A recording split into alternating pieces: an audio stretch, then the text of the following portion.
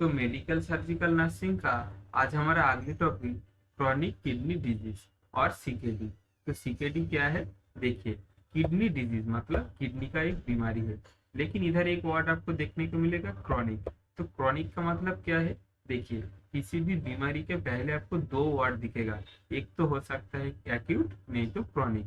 तो एक्यूट का मतलब क्या है, क्रॉनिक का मतलब क्या है? एक्यूट का मतलब होता है ऐसा बीमारी जो बीमारी बहुत सडनली हुआ, दो एक दिन के अंदर हुआ, और बहुत गंभीर बीमारी, हमारा बॉडी में बहुत प्रॉब्लम हो रहा है, बहुत इशू हो रहा है तो ये बीमारी की वजह से, तो ऐसा बीमारी को हम लोग एक्यूट बीमारी बोलते हैं। जैसे आपका आता है AKI, जो एक्यूट किडनी इंजुरी। तो ऐसा बीमारी वही किडनी का डिजीज है, लेकिन वो क्या होता है, दो से एक दिन के अंदर किडनी में बहुत सारा प्रॉब्लम करता है, तो उसको एक्यूट किडनी इंजरी बोला जाता है।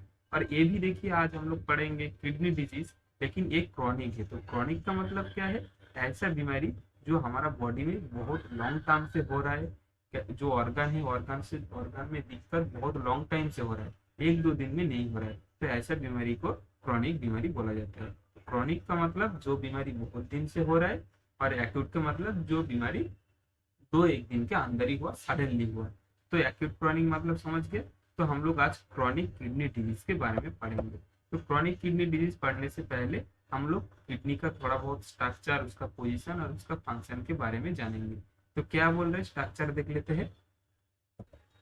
देखिए, ये होता है हमारा एक्सक्रीटरी सिस्टम और यूरिनरी सिस्टम। तो यूरिनरी सिस्टम में बहुत सारा ऑर्गन है, जैसे हमारा किडनी है, ये जो पाइप की तरह दिख रहा है, ये हमारा यूरेटर है, और ये हमारा यूरिनरी ब्लैडर है। तो ये सभी ऑर्गन लेके यूरिनरी सिस्टम बनता है। तो आज हम लोग किडनी के बारे में जानेंगे। तो किडनी क्या है?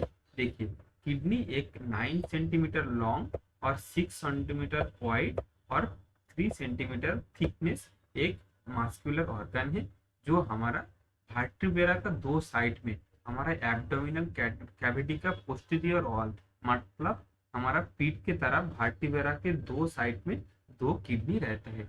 और यही किडनी हमारा बॉडी में फिल्टर के तरह काम करता है। तो किडनी का फंक्शन क्या है? फिल्टर के जैसा। जैसे वाटर को फिल्टर करके वाटर को प्योर बनाता है फिल्टर, वैसे ही हमारा किडनी क्या करता है, हमारा ब्लड से सभी वेस्ट प्रोडक्ट को निकल के ब्लड को प्योर बनाता है। तो हमारा बॉडी में फिल्टर के जैसे काम करता है किडनी। ठीक है, ये होता है किडनी का मेन फंक्शन। इसके साथ साथ किडनी और बहुत सारा काम करता है। क्या है? इलेक्ट्रोलाइट इम्बैलेंस मेंटेन करता है। मतलब हमारा बॉडी में जो कैल्शियम, पोटेशियम, मैग्नीशियम, ये सभी इलेक्ट्रोलाइट्स हैं। तो ये सभी इलेक्ट्रोलाइट लेवल को ब्लड में मेंटेन कौन रखता है? किडनी। और क्या काम करता है? किडनी हमारा विटामिन डी को एक्टिवेट करता है। मतलब हमारा बॉडी में तो विटामिन डी रहता है, लेकिन वो अनएक्टिव फॉर्म में रहता है, तो उसको एक्टिव कौन करता है? किडनी करता है। और विटामिन डी क्यों एक्टिव करना चाहिए? देखिए, हमारा बॉडी में कैल्शियम ऑब्जर्प्शन होने के लिए, मतलब हम लोग जो खाना खाते हैं वो इंटेस्टाइन में रहता है, इंटेस्टाइन से ऑब्जर्व होता है, इंटेस्टाइन उसको ऑब्जर्व करके ब्लड स्ट्रीम में मिलाता है। लेकिन हमारा बॉडी में, हमारा पेट में जब कैल्शियम रहता है, वही कैल्शियम को ऑब्जर्व करके ब्लड स्ट्रीम में लाने का काम करता है कौन? Vitamin D. तो विटामिन डी क्या करता है? कैल्शियम को ऑब्जर्व करने के लिए, बॉडी में आने के लिए हेल्प करता है। और कैल्शियम डी और विटामिन डी को एक्टिवेट कौन करता है? किडनी करता है। तो जो पेशेंट का बॉडी में किडनी खराब होगा, उसका विटामिन डी कम होगा, क्योंकि विटामिन डी एक्टिवेट नहीं होगा। और विटामिन डी एक्टिवेट होगा तो उसका बॉडी में कैल्शियम भी नहीं रहेगा, क्योंकि विटामिन डी ही कैल्शियम को ऑब्जर्व करने के लिए हेल्प करता है। इसीलिए किडनी का और एक फंक्शन है विटामिन डी को एक्टिव करना। उसके बाद आता है हमारा बॉडी में एसिड, जो पीएच लेवल बोलता है 7.4 होता है, वही पीएच लेवल को बढ़ने नहीं देता है, काम करने नहीं देता है। तो पीएच लेवल को मेंटेन करने का काम करता है किडनी। तो ये सभी बहुत सारा काम करता है किडनी। और एक काम करता है हमारा किडनी, एरिथ्रोपोइटिन बोल के एक हार्मोन आता है, वही हार्मोन को रिलीज करता है। तो एरिथ्रोपोइटिन हार्मोन क्या करता है? वो एरिथ्रोपोइटिन हार्मोन जाके बोन मैरो के अंदर आरबीसी होने का हेल्प करता है। देखिए, हमारा जो बॉडी में जो बोन है, लॉन्ग बोन है, हमारा टीबिया फिबुला जो हमारा पैर में रहता है, हमारा हाथ में जो रेडियस अल्नर रहता है, हमारा जितना रिब्स बोन है, ये सभी लॉन्ग बोन के अंदर ब्लड फॉर्मेशन होता है। ब्लड के अंदर भी दो चार सेल है, जैसे red blood cell, white blood cell, platelet, plasma, ये सभी रहता है। तो ये सभी किधर से बनता है? बोन मैरो से बनता है।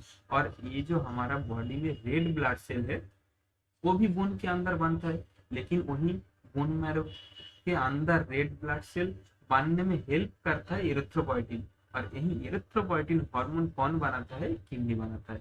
इसीलिए किडनी का और एक मेन फंक्शन है इरिथ्रोपोइटिन हार्मोन बनाना। तो जिसके बॉडी में किडनी खराब है उसका बॉडी में इरिथ्रोपोइटिन हार्मोन भी नहीं बनेगा, और इरिथ्रोपोइटिन हार्मोन नहीं बनेगा तो उसके बॉडी में आरबीसी भी नहीं बनेगा। तो रेड ब्लड सेल नहीं बनेगा तो उस बॉडी एनीमिक हो जाएगा, उसका बॉडी में ब्लड कम हो जाएगा, हीमोग्लोबिन कम हो जाएगा। समझ गए? तो किडनी ये सभी काम करता है। किडनी क्या क्या काम करता है एक बार और देख लेते हैं। फर्स्ट तो फिल्ट्रेशन करता है, दूसरा विटामिन डी को एक्टिवेट करता है, तीसरा इलेक्ट्रोलाइट मेंटेन करता है, चौथा पीएच लेवल मेंटेन करता है, और इरिथ्रोपोइटिन हार्मोन रिलीज करता है। तो किडनी ये सभी काम करता है। तो ये हमारा जानने का क्यों जरूरी है? क्योंकि ये सभी जानेंगे उसके बाद हम लोग पता चलेगा तो किडनी दिक्कत होने की वजह से हमारा बॉडी में जो दिक्कत होता है क्यों हो रहा है, क्योंकि किडनी ठीक से काम नहीं कर रहा है इसीलिए। तो ये तो हो गया किडनी का फंक्शन। अभी देखेंगे जो किडनी काम करते कैसे। देखिए, हमारा बॉडी में दो किडनी है, दो किडनी बना हुआ होता है नेफ्रॉन से। तो नेफ्रॉन क्या है? नेफ्रॉन बहुत छोटा छोटा यूनिट है, बहुत सारा नेफ्रॉन मिलके हमारा किडनी बनाता है। तो हम मान लीजिए जो हमारा एक बाल है, हमारा एक हेयर है, हमारा हेयर का 3 भाग का 1 भाग, हेयर का आप छोटा करे उसका पतला करे तो 3 भाग का 1 भाग इतना छोटा छोटा नेफ्रॉन आता है। और यही नेफ्रॉन, बहुत सारा नेफ्रॉन हमारा क्या करता है? किडनी बनाता है। और यही नेफ्रॉन क्या करता है? ब्लड फिल्टर करता है। ठीक है, तो हमारा बॉडी में कितना नेफ्रॉन रहता है? एक एडल्ट के बॉडी में टोटल 2 मिलियन नेफ्रॉन रहता है। मतलब एक किडनी में 1 मिलियन, 1 मिलियन मतलब 10 लाख। तो हमारा एक किडनी में 10 लाख नेफ्रॉन, दूसरा किडनी में 10 lakh nephron, total 20 lakh nephron, मतलब 2 मिलियन नेफ्रॉन मिलके हमारा बॉडी के किडनी बना हुआ। और यही नेफ्रॉन क्या करता है? ब्लड फिल्टर करता है। तो हम लोग एक बार नेफ्रॉन देख लेंगे। देखिए, ये होता है हमारा स्ट्रक्चर ऑफ नेफ्रॉन। तो नेफ्रॉन दिखने में ऐसा होता है, और यही नेफ्रॉन क्या करता है? हमारा बॉडी से वेस्ट प्रोडक्ट को फिल्टर करके बाहर निकालता है। तो ये जो नेफ्रॉन है, ये नेफ्रॉन देखिए काम कैसे करता है, इसके अंदर वाटर कैसे फिल्टर हो सकता है। देखिए, नेफ्रॉन का भी बहुत सारा पार्ट है। जैसे ये जो आपको पार्ट दिख रहा है इसको बोला जाता है ग्लोमेरुला। उसके बाद यही जो रेड वाला इसको ग्लोमेरुला बोला जाता है। और ये ग्लोमेरुला के बाहर जो ब्राउन कलर का जो ये दिख रहा है, कवर दिख रहा है, इसको ब्रूमेंस कैप्सूल बोला जाता है। ठीक है, तो ये जो रेड जाली जैसा है इसको ग्लोमेरुला, और जो ब्राउन कलर का कैप्सूल दिख रहा है, जो कवर दिख रहा है, इसको ब्रोमेंस कैप्सूल बोला जाता है। उसके बाद इसको प्रॉक्सिमल डक्ट बोला जाता है। इसको देखिए लूप जैसा है, यू जैसा है, इसको लूप ऑफ हेनले बोला जाता है। और ये जो पार्ट है इसको डिजिटल डक्ट बोला जाता है। और ये जो थिक जो डक्ट दिख रहा है स्ट्रेट वाला, इसको बोला जाता है कलेक्टिंग डक्ट। तो यही जो नेफ्रॉन का अलग अलग पार्ट है ये अलग अलग काम करता है। तो फिल्टर होता कैसे? देखिए, यही जो आपको जो ब्रोमेंस कैप्सूल है इसको मैं एक बड़ा पिक्चर करके दिखाता हूँ, इससे आपको समझने में इजी होगा। देखिए, ये है आपका ग्लोमेरुला।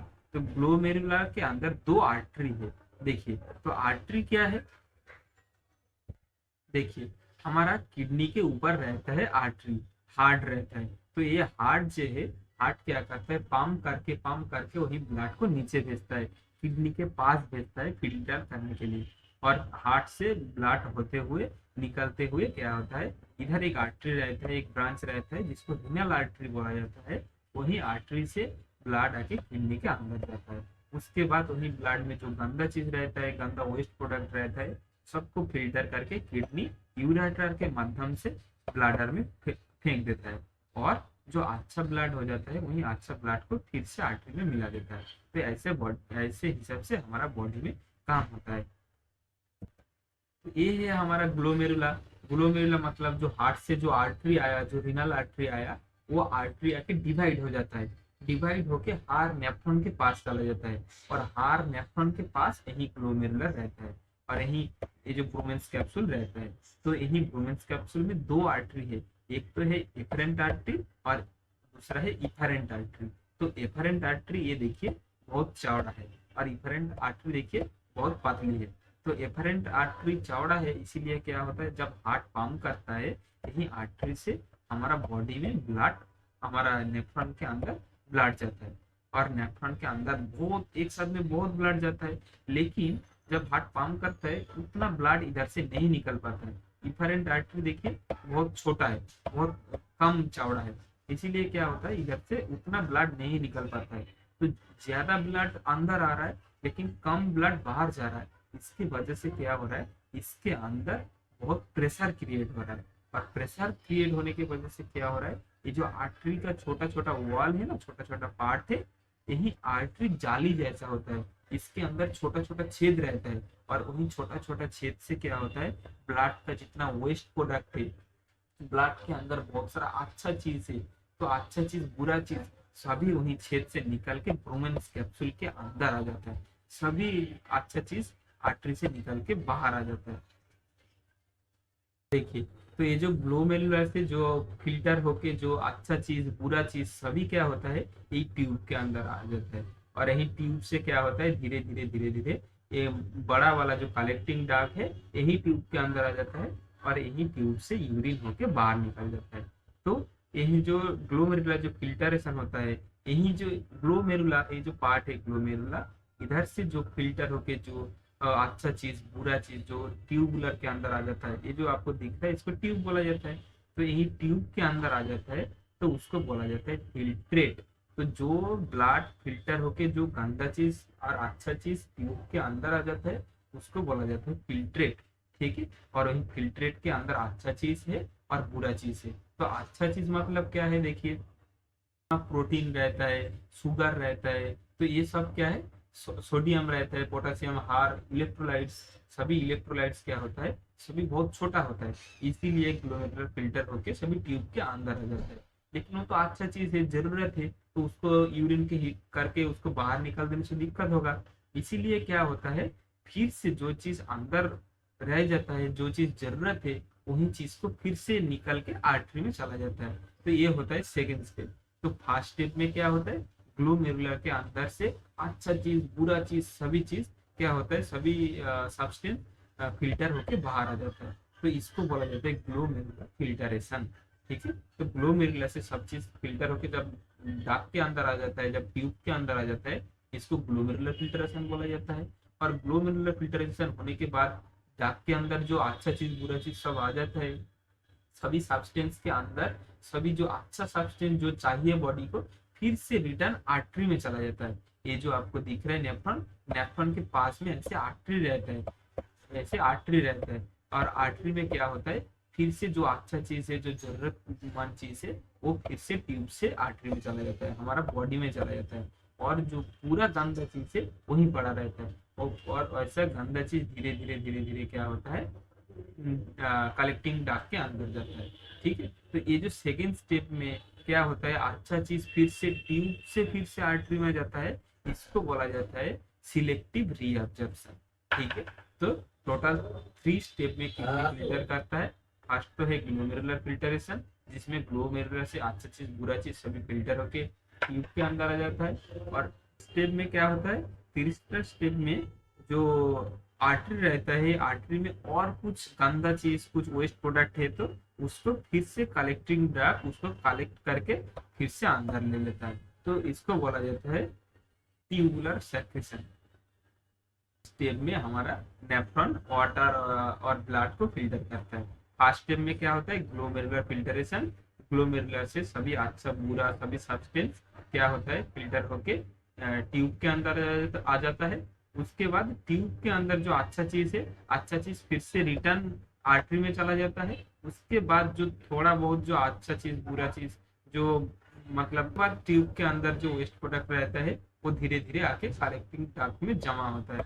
उसके बाद जो आर्टरी में और कुछ गंदा प्रोडक्ट कुछ वेस्ट प्रोडक्ट रहता है उसको फिर से सेक्रेट कर लिया जाता है, फिर से उसको ऑब्जर्व करके फिर से कलेक्टिंग डक्ट के अंदर लिया जाता है। तो ये जो होता है 3 स्टेप, यही 3 स्टेप में हमारा किडनी के अंदर नेफ्रॉन ब्लड फिल्टर करता है। तो आज हम लोग देखेंगे ये जो ग्लोमेरुलर फिल्टरेशन रेट, मतलब ये जो ग्लोमेरुला पर मिनट में जितना वाटर फिल्टर करता है, मतलब हमारा बॉडी में एक किडनी के अंदर 2 मिलियन नेफ्रॉन है, 2 मिलियन। तो हमारा बॉडी में जो 2 मिलियन नेफ्रॉन है, 2 मिलियन नेफ्रॉन का 2 मिलियन ग्लोमेरुला कितना वाटर फिल्टर करता है, कितना ब्लड फिल्टर करता है, लगभग 120 ml पर मिनट फिल्टर करता है। मतलब हमारा किडनी में सभी नेफ्रॉन मिला के, सभी नेफ्रॉन के सभी ग्लोमेरुलर मिला के 125 ml पर मिनट में फिल्टर करता है।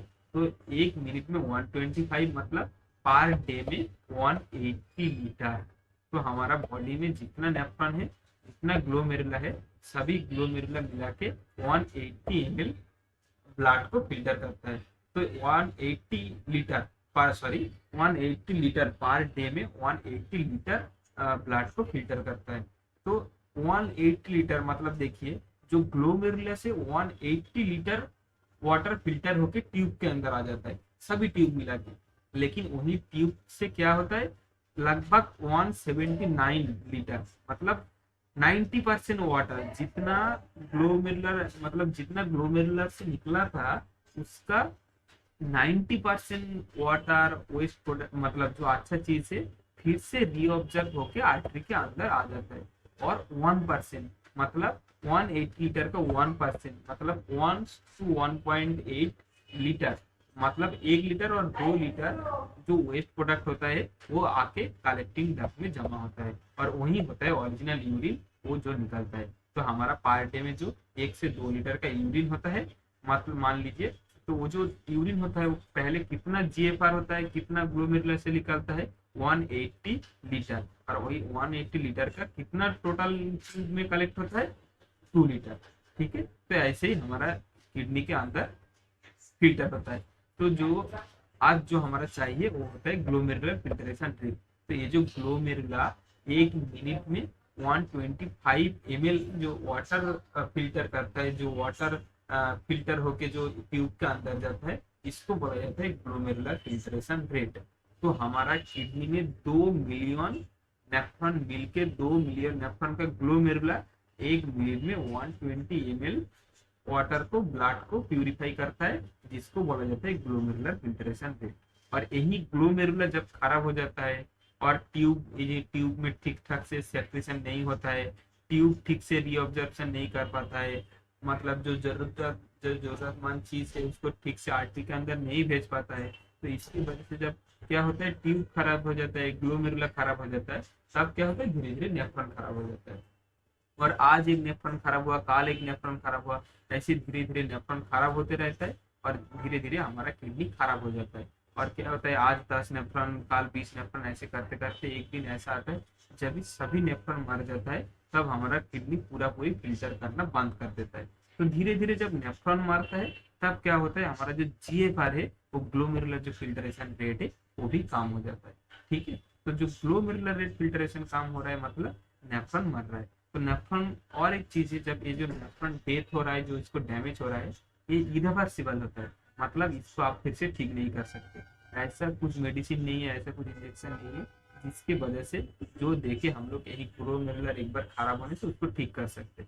इसीलिए क्या करना है, मोस्टली शुगर बीपी के वजह से हमारे जो ग्लोमेरुला है, यही ग्लोमेरुला खराब हो जाता है, ब्लड ठीक हो जाता है। इसीलिए ठीक से यही जो ग्लोमेरुलर के अंदर छोटा छोटा छेद है, जो छेद से वेस्ट प्रोडक्ट सभी ट्यूब के अंदर आ जाता है, वो छेद सभी ब्लॉक हो जाता है, और इसको स्कार टिश्यू बन जाता है, हार्ड हो जाता है। ऐसे करके धीरे धीरे नेफ्रॉन खराब हो जाता है, और ग्लोमेरुलर फिल्टरेशन रेट कम हो जाता है। और ग्लोमेरुलर फिल्टरेशन रेट कम हो जाता है, मतलब यूरिन बनना कम हो जाता है, वेस्ट निकलना कम हो जाता है, और हमारा बॉडी के अंदर गंदा चीज पड़ा रहता है। ठीक है, तो ये होता है हमारा यूरिन फॉर्मेशन, मतलब जो हमारा किडनी का फंक्शन करने का तरीका। तो आज हम लोग देखेंगे, ये होता है हमारा किडनी का स्ट्रक्चर और फंक्शन, हम लोग पढ़ लिया। अभी हम लोग देखेंगे, हम लोग किडनी के बारे में, किडनी का स्ट्रक्चर फंक्शन देख लिया, अभी किडनी में बीमारी कैसे होता है हम लोग देखेंगे। तो सीकोडी का इंट्रोडक्शन क्या बोल रहा है, chronic kidney disease is the long time progressive damage of nephron and losses of kidney function where kidney cannot filter waste from blood which lead fluid buildup and waste accumulation in the body. तो chronic kidney disease क्या है, एक long term. देखिए एक दिन में एक kidney nephron खराब हो सकता है, लेकिन एक दिन में 1 मिलियन नेफ्रॉन खराब नहीं होता है। इसीलिए क्या होता है, धीरे धीरे नेफ्रॉन मरते रहता है, डेथ होते रहता है, डैमेज होते रहता है। इसलिए प्रोग्रेसिव 2 से 3 मंथ मिलके पूरा किडनी डैमेज हो जाता है, पूरा किडनी खराब हो जाता है। इसीलिए ये जो बीमारी है ये लॉन्ग टर्म प्रोग्रेसिव, मतलब धीरे धीरे फैलता है, धीरे धीरे नेफ्रॉन मरता है। क्या है, डैमेज ऑफ नेफ्रॉन। तो ये धीरे धीरे नेफ्रॉन का डैमेज होता है and losses of kidney function. और नेफ्रॉन डैमेज होता है तो किडनी का फंक्शन भी कम हो जाएगा, तो किडनी का फंक्शन लॉस हो जाता है। उसके बाद however kidney can not filter the waste from blood. तो ऐसा होने से क्या होता है, किडनी ब्लड को वेस्ट को ठीक से नहीं निकल पाता है, ब्लड को फिल्टर नहीं कर पाता है and fluid buildup and waste accumulation in the body. और जब किडनी वेस्ट प्रोडक्ट को ठीक से फिल्टर करके बाहर नहीं निकल पाएगा तो क्या होगा, हमारा यूरिन, हमारा जो वाटर हम लोग खा रहा है, ये क्या होगा, बॉडी के अंदर एक्यूमुलेट होगा, बॉडी के अंदर संचित होगा। उसके बाद क्या होगा, फ्लूइड बिल्डअप होगा, बॉडी के अंदर वेस्ट प्रोडक्ट और जो फ्लूइड है सब बॉडी के अंदर ही रह जाएगा। उसके बाद क्या बोल रहा है, it is often causes bye diabetes and hypertension. तो ये क्यों होता है, ये मैक्सिमम डायबिटीज मतलब शुगर के वजह से और हाई बीपी के वजह से होता है। क्यों होता है ये मैं आपको बाद में डिस्कस करता हूँ, लेकिन यही 2 कारण पे ज्यादातर होता है। उसके बाद as treatment requiring dialysis and kidney transplant. तो इसके ट्रीटमेंट के हिसाब से तो डायलिसिस करके, तो डायलिसिस क्या है, देखिए जब हमारा गॉड जो 2 किडनी दिया है, किडनी जब खराब हो जाएगा, किडनी ठीक से फिल्टर नहीं कर पाएगा, तब क्या होगा, बाहर हम लोग मशीन बिठाएंगे, जो मशीन क्या करेगा, ब्लड से वेस्ट प्रोडक्ट को खींच के निकल के बाहर भेजेगा। तो ये जो प्रोसेस है, जो मशीन लगा के ब्लड को फिल्टर किया जाता है, इसको बोला जाता है डायलिसिस। और यही डायलिसिस किसी पेशेंट का हफ्ता में 1 दिन, किसी पेशेंट का हफ्ता में 3 दिन, किसी का 15 दिन पे 1 दिन, ऐसे करके फिल्टर करना पड़ता है। और जिसका एक बार किडनी खराब हो जाता है, उसका किडनी फिर से रिवर्सिबल नहीं होता है, तो उसका लाइफ लॉन्ग जितना दिन तक वो जिएगा उसको फिल्टर करना ही पड़ेगा। तो जो डायलिसिस का खर्चा आता है ये लगभग आपको 5000-3000 आता है हमारा वेस्ट बंगाल पूरा कंट्री में। तो 3000 मतलब एक दिन उसको जीने के लिए, एक दिन एक पेशेंट को जीने के लिए 3000 उसको खर्चा करना पड़ेगा। तो एक एक दिन को खरीदना पड़ेगा गॉड से। तो फिल्टर करना है जो क्रॉनिक किडनी डिजीज है, बहुत खराब चीज है। और ऐसे डायलिसिस के दौरान मतलब आप डायलिसिस करते करते लगभग 4 से 5 लाख ही 4 से 5 साल भी आप मैक्सिमम जी पाओगे। तो इसीलिए डायलिसिस बहुत खराब है और सीकेडी बहुत खराब है। और परमानेंट सॉल्यूशन मतलब पेशेंट का एज कम है तो उसको किडनी फिर से ट्रांसप्लांट किया जा सकता है, जिससे फिर से उसका लाइफ नॉर्मल हो सकता है। तो ये ट्रीटमेंट हिसाब से एक डायलिसिस और किडनी ट्रांसप्लांट, यही दोनों सीकेडी का मेन ट्रीटमेंट है। उसके बाद इंट्रोडक्शन में पता चल गया, उसके बाद देखेंगे डेफिनेशन। तो डेफिनेशन में क्या बोल रहे हैं, chronic kidney disease or CKD is a progressive irreversible damage of nephron and losses of kidney function।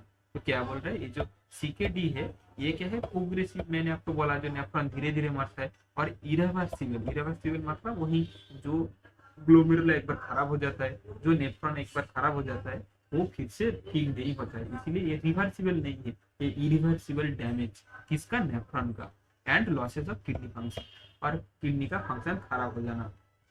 as clinical manifestation of uremia, electrolyte imbalance, anemia, fluid accumulation in the body। और इसके symptom के clinical manifestation मतलब symptom, तो ऐसा होने से क्या क्या सिम्टम दिखता है, यूरिनिया मतलब जो हम लोग डिस्कस किए थे, जो हम लोग एनर्जी जो हम लोग खाते हैं वही न्यूट्रिशन से जो हमारा सेल के अंदर जो वेस्ट बनता है उसके अंदर क्या क्या आता है, यूरिया आता है, यूरिक एसिड आता है, आपका क्रिएटिन आता है।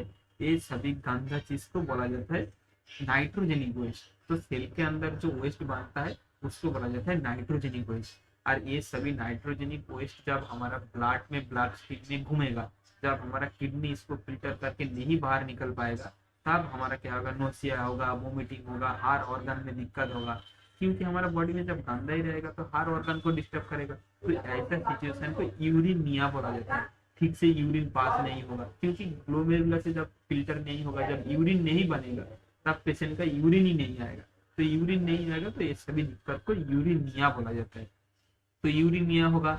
उसके बाद इलेक्ट्रोलाइट इम्बैलेंस होगा, मैंने आपको पहले ही पढ़ाया था। जो किडनी का फंक्शन, इलेक्ट्रोलाइट जो कैल्शियम, पोटेशियम, मैग्नीशियम, सोडियम, सबका लेवल मेंटेन करना। तो जब किडनी खराब हो जाएगा तो सिम्टम के हिसाब से इलेक्ट्रोलाइट इम्बैलेंस दिखेगा। उसके बाद एनीमिया हो जाएगा। एनीमिया क्यों होगा? क्योंकि किडनी इरिथ्रोपोइटिन हार्मोन बनाता है। जब किडनी खराब हो जाएगा, इरिथ्रोपोइटिन हार्मोन नहीं बनेगा। इरिथ्रोपोइटिन हार्मोन नहीं बनेगा तो उसका रेड ब्लड सेल नहीं बनेगा, और रेड ब्लड सेल नहीं मिलेगा तो उसका बॉडी में ब्लड कम हो जाएगा। तो ब्लड जब कम हो जाता है उसको क्या बोला जाता है? एनीमिया। तो एनीमिया होगा। उसके बाद जब हम लोग पानी खाते हैं, पानी पीते हैं, उसके बाद जो खाना खाते हैं, खाने के अंदर भी वाटर रहता है। जो हम लोग सारी राइस खाते हैं, सभी फ्रूट्स के अंदर वाटर है। तो ये वाटर जब हम लोग खाएंगे बॉडी के अंदर ही रह जाएगा। फ्लूइड क्या होगा? यही वाटर यूरिन होकर बाहर नहीं निकलेगा। तो क्या होगा? फ्लूइड बिल्डअप होगा, फ्लूइड एक्यूमुलेशन, वाटर जम जाएगा हमारा बॉडी में। तो ये सभी सिम्टम हमारा बॉडी में दिखेगा। तो ये होता है हमारा डेफिनेशन। डेफिनेशन के बाद हम लोग पढ़ेंगे स्टेजेस। तो सीकेडी का कितना स्टेजेस है? देखिए स्टेजेस में क्या है, stages of CKD determine based on amount of blood the kidneys glomeruli are able to filter in a minute, known as glomerular filtration rate और GFR। तो ये जो जब किडनी खराब हुआ, वो किडनी कितना खराब हुआ वो कैसे डिसाइड होगा? जो सीकेडी का स्टेज कैसे डिसाइड होगा? वो डिसाइड होगा किडनी एक मिनट में कितना ग्लोमेरुला से कितना वाटर फिल्टर हो रहा है। हम लोग पढ़ा था नॉर्मल जीएफआर होता है 120 टू 125, मतलब 125 का आसपास में। एक मिनट में 1 मिलियन ग्लोमेरुला मिलके क्या करता है? 120 ml ब्लड को फिल्टर करता है। लेकिन जब यही वाटर का अमाउंट लेस हो जाएगा, मतलब 90 ml, 60 ml, 30 ml, 40 ml, धीरे धीरे ऐसे काम होते रहेगा, उसके हिसाब से हम लोग सीकेडी का स्टेज डिसाइड करेंगे। तो ये सीकेडी का स्टेज कैसे डिसाइड होता है? ग्लोमेरुलर फिल्ट्रेशन रेट, मतलब ग्लोमेरुलर से कितना वाटर निकल रहा है, कितना ब्लड फिल्टर हो रहा है, इसके हिसाब से सीकेडी का स्टेज डिसाइड होता है। तो क्या बोल रहा है? CKD category, CKD is categorised into 5 stages based on the GFR. तो ग्लोमेरुलर फिल्ट्रेशन रेट के हिसाब से सीकेडी को 5 स्टेज में भाग किया जाता है। क्या क्या? फर्स्ट स्टेज में जब हमारा किडनी एक मिनट में 90 to 120 million 90 to 120 ml fluid को फिल्टर कर पाएगा, तब हम लोग बोलेंगे किडनी स्टेज 1 में चल रहा है, सीकेडी स्टेज 1 में है। तो जो chronic kidney disease first stage में, मतलब उसका सभी ग्लोमेरुला मिलके 90 टू 120 ml वाटर फिल्टर कर पा रहा है, ठीक है। और स्टेज 2 मतलब जब भी हमारा glomerular filtration rate between 60 to 90, जब 90 मतलब 60 टू 90 ml वाटर को फिल्टर कर पाएगा, ब्लड को फिल्टर कर पाएगा, तब हम लोग बोलेंगे। जब हमारा GFR glomerular filtration rate 60 to 90 के अंदर होगा, तब हम लोग बोलेंगे सेकेंड स्टेज में। और क्या होता है? ये इरिवर्सिबल, ये 90 से फिर से 95, 96 नॉर्मल की तरफ नहीं जाएगा। जिसका एक बार सीकेडी हो जाएगा उसका फिर से ग्लोमेरुलर फिल्ट्रेशन रेट 125 में नहीं जाएगा, धीरे धीरे काम होते रहेगा, खराब होते रहेगा। इसीलिए जब सीकेडी डायग्नोज हो जाता है, सीकेडी के ट्रीटमेंट के हिसाब से क्या किया जाता है? उसको ऐसा मेडिसिन ट्रीटमेंट दिया जाता है जिससे उसका दूसरा स्टेज में ना जाए।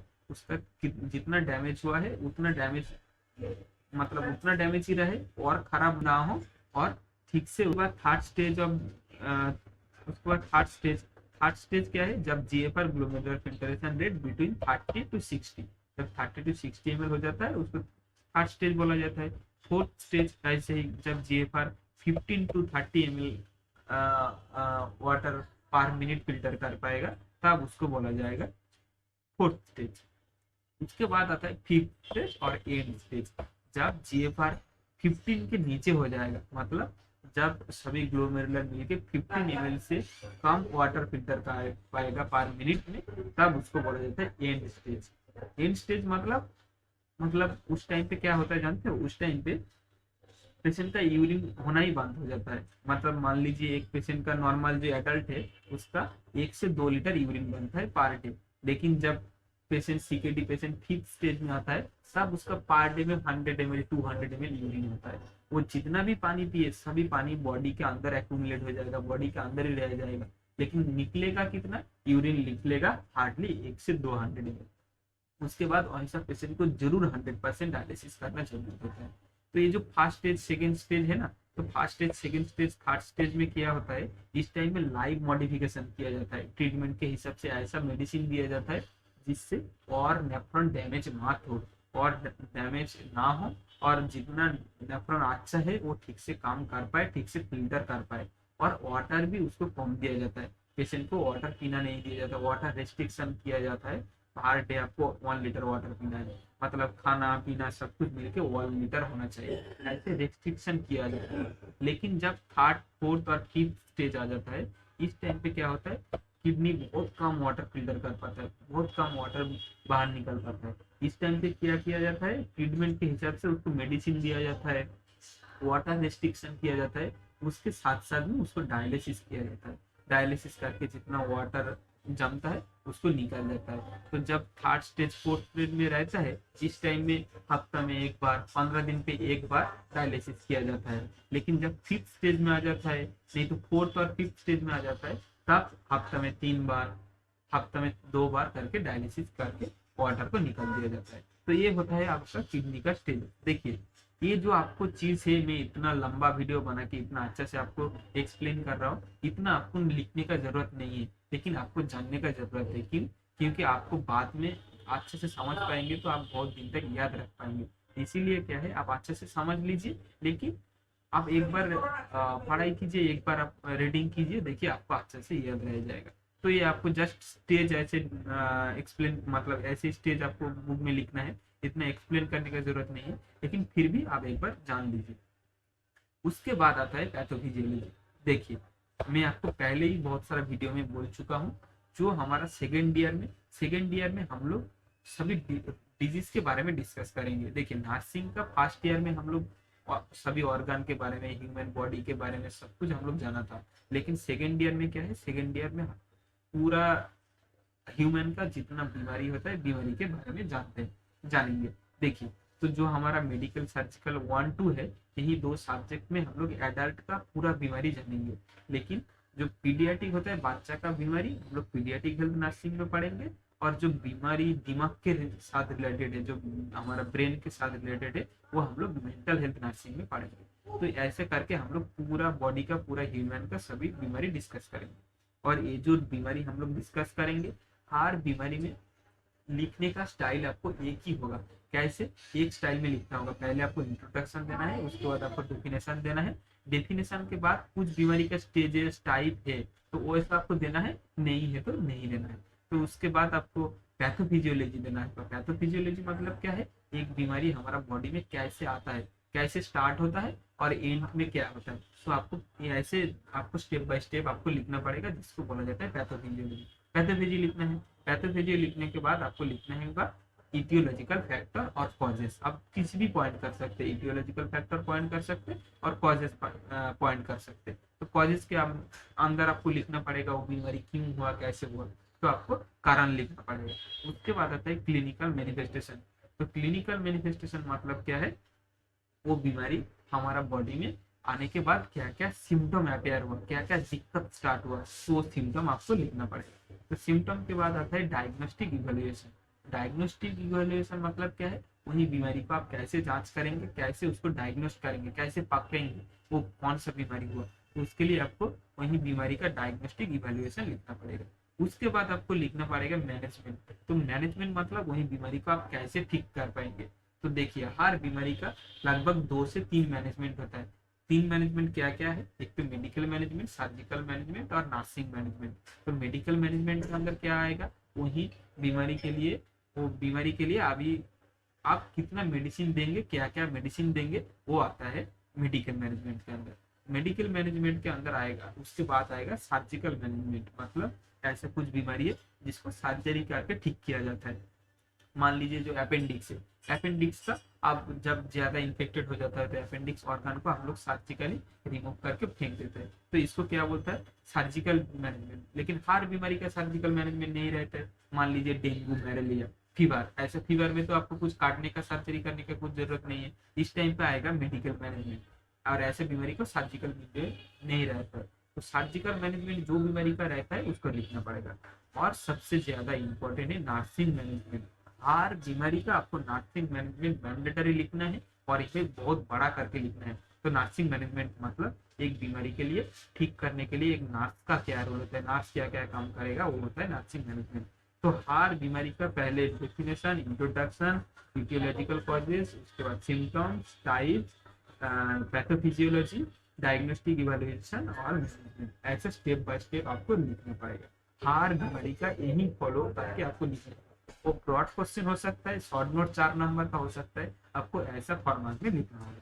ठीक है, तो हम लोग क्लासिफिकेशन देख लिए थे, अभी हम लोग देखेंगे कॉजेज। तो यही सीकेडी बीमारी का कारण क्या क्या है।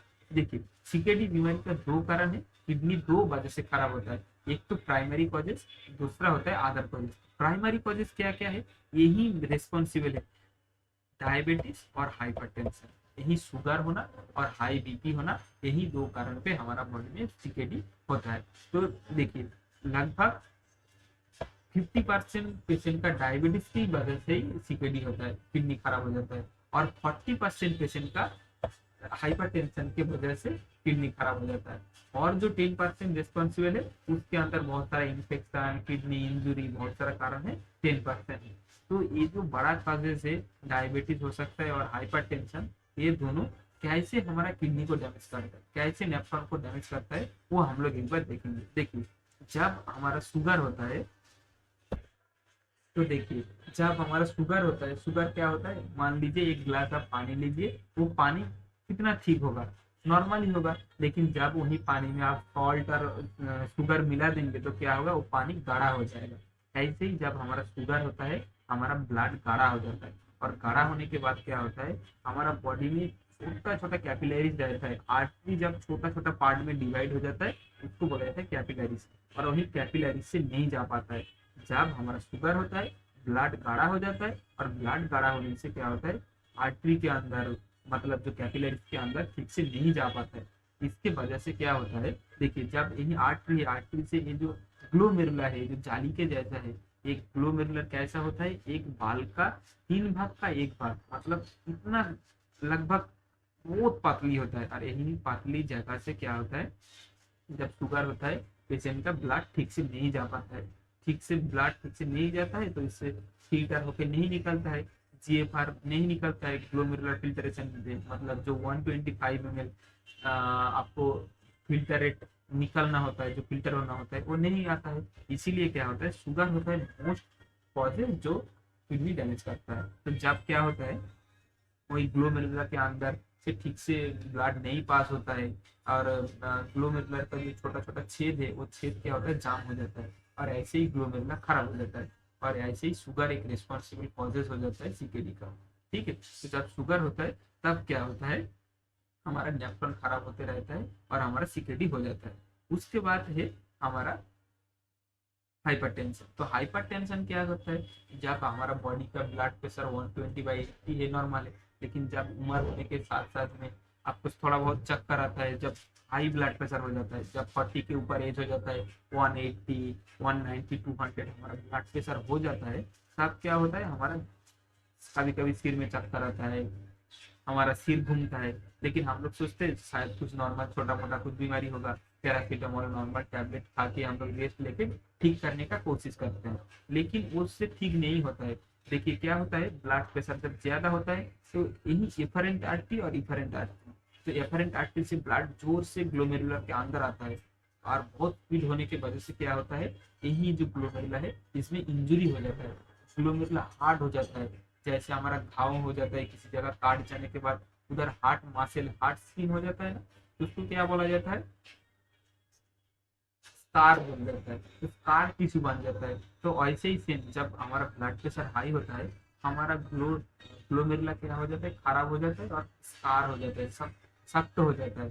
तो इसकी वजह से क्या होता है, ग्लोमेरुला खराब हो जाता है, तो ग्लोमेरुला फिल्ट्रेशन रेट भी कम हो जाता है। तो ऐसे हाइपरटेंशन हमारा किडनी को इंड्यूस करता है। तो ये सभी कारण है हाइपरटेंशन और शुगर, जो हमारा किडनी सीकेडी कॉज करता है। उसके बाद और क्या क्या अदर कॉजेज है, अदर कॉजेज के अंदर आता है ग्लोमेरुलर नेफ्राइटिस।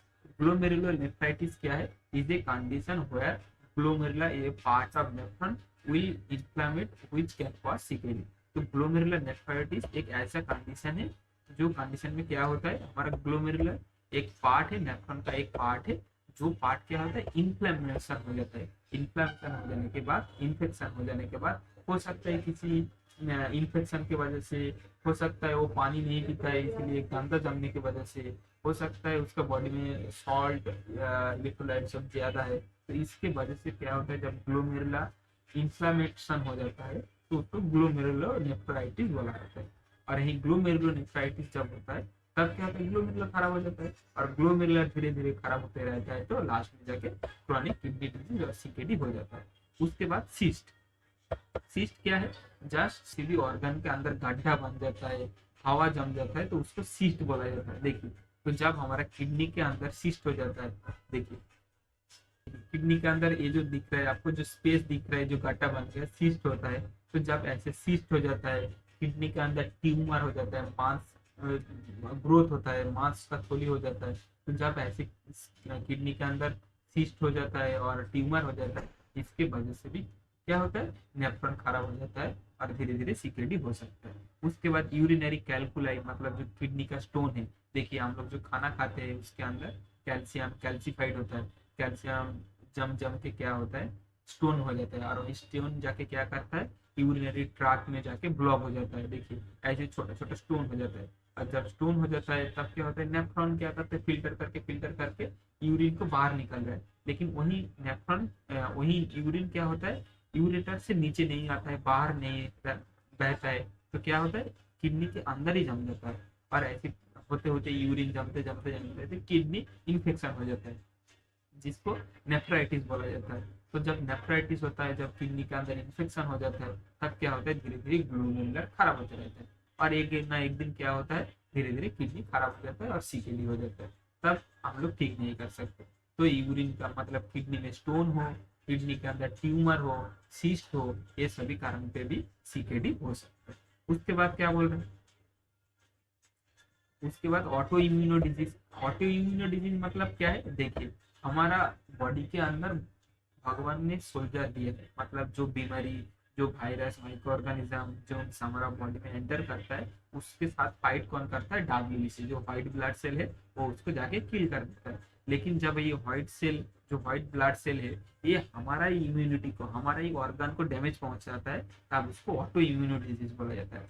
मतलब इम्यूनिटी हमारा बॉडी को प्रोटेक्ट करता है, बाहर का पैथोजेन माइक्रो ऑर्गेनिज्म से प्रोटेक्ट करता है। लेकिन जब हमारा ही सोल्जर, जब हमारा ही व्हाइट ब्लड सेल, हमारा ही इम्यूनिटी हमारा अच्छा ऑर्गन को डैमेज पहुंचाता है, तब बोला जाता है ऑटो इम्यूनो डिजीज। तो जब हमारा इम्यूनिटी सिस्टम किडनी के ऊपर अटैक करता है, नेफ्रॉन के ऊपर अटैक करता है, नेफ्रॉन को खराब कर दिया जाता है, तब बोलता है ऑटो इम्यूनो डिजीज। और ऐसा ऑटो इम्यूनो डिजीज के वजह से भी सीकेडी हो सकता है।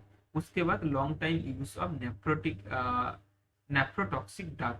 तो जो नेफ्रोटॉक्सिक ड्रग मतलब ऐसा कुछ मेडिसिन है, जैसे जिसके अंदर आपको डाइक्लोफिन आ जाता है, तो ये मेडिसिन लेने से क्या होता है, हमारा किडनी ठीक से फिल्टर नहीं कर पाता है, और यही मेडिसिन हमारा किडनी को इंजोर करता है। इसीलिए आप शायद हॉस्पिटल में पोस्टिंग में जाएंगे तो देखेंगे, जो पेशेंट के अस्थमा रहेगा, जो पेशेंट को किडनी डिजीज रहेगा और किडनी इन्फेक्शन रहेगा, वो पेशेंट को डाइक्लोफिनेक नहीं दिया जाता है। क्यों? क्योंकि डाइक्लोफिनेक एक नेफ्रोटॉक्सिक ड्रग जो हमारा नेफ्रॉन को हार्म करता है। इसीलिए ऐसा कुछ मेडिसिन है जो लॉन्ग टाइम यूज करने से हमारा किडनी खराब हो सकता है और सीकेडी हो सकता है। उसके बाद ओल्ड एज, जब हम लोग जन्म होता है, नेफ्रॉन ग्रोथ होता है धीरे धीरे, जब एडल्ट होता है, काम करते करते करते पूरा लाइफ में क्या होता है, नॉर्मली बिना कारण पे भी कभी कभी नेफ्रॉन खराब हो जाता है। तो ओल्ड एज होने की वजह से, बहुत टाइम से किडनी काम करने की वजह से किडनी खराब हो जाता है। तो ये होता है किडनी खराब होने का बहुत सारा कॉजेस। तो मेन कॉजेस है डायबिटीज, हाइपरटेंशन एंड अदर छोटा मोटा कॉजेस है, ये सभी किडनी स्टोन हो सकता है, ट्यूमर हो सकता है, ब्लॉक हो सकता है। और एक कारण है यूरेटिक कैल्कुलाई में आपको बोला स्टोन। उसके बाद AKI, एक्यूट किडनी इंजरी। तो एक्यूट किडनी इंजरी क्या है, जब हमारा यूरिनरी ट्रैक इन्फेक्शन होता है, मतलब हम लोग जब पब्लिक टॉयलेट यूज करता है तो उसके क्या होता है, ज्यादातर फीमेल का क्या होता है, वही पब्लिक टॉयलेट से यूरिनरी ट्रैक इन्फेक्शन हो जाता है। और ठीक से पानी ना पीने की वजह से क्या होता है, हमारा बॉडी से वेस्ट प्रोडक्ट फिल्टर होकर बाहर नहीं निकलने की वजह से बॉडी के अंदर वेस्ट प्रोडक्ट जमता है, तो ऐसे करके यूरिनरी ट्रैक इन्फेक्शन होता है। और ये एक treatable condition, antibiotic medicine proper hydration से ठीक हो जाता है। लेकिन जिसका हर टाइम ऐसे यूटीआई यूरिनरी ट्रैक इन्फेक्शन होते रहता है, इसके थ्रू धीरे धीरे एक्यूट किडनी इंजरी हो जाता है। और एक्यूट किडनी इंजरी होते होते धीरे धीरे वो एक दिन सीकेडी हो जाता है और उसको ठीक नहीं कर पाता है। तो ये होता है कारण। कारण के बाद आता है क्लिनिकल मैनिफेस्टेशन और सिम्टम। तो एक पेशेंट का जब किडनी खराब हो जाएगा, जब वो फर्स्ट स्टेज हो सकता है, सेकंड स्टेज, फर्स्ट स्टेज हो सकता है, तो उसके अंदर उसको क्या क्या सिम्टम दिखेगा।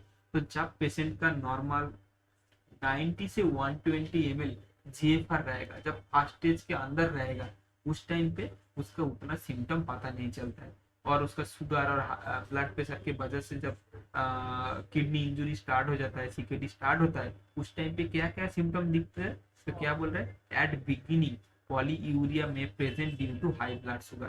तो जब हमारा ब्लड शुगर में क्या होता है, ब्लड में शुगर लेवल क्या होता है, ज्यादा हो जाता है, तो बॉडी चाहता है जो शुगर को हम लोग थोड़ा फिल्टर करके बाहर निकाल देंगे, इसीलिए बार बार यूरिन को निकलता है। इससे क्या होता है, बार बार यूरिन पास होता है, तो जिसको पॉलीयूरिया बोला जाता है। तो जब ज्यादा टाइम यूरिन पास करेगा उसको पॉलीयूरिया बोलता है। तो जब हमारा सीकेडी का फर्स्ट स्टेज होता है, उस टाइम पे पॉलीयूरिया भी दिख सकता है। और क्या क्या सिम्टम होता है, और जब सेकेंड स्टेज, थर्ड स्टेज आ जाता है, तब लोअर लिम्ब स्वेलिंग हो जाता है। लोअर लिम्ब स्वेलिंग मतलब lower limb swelling due to water and waste accumulation in the cell.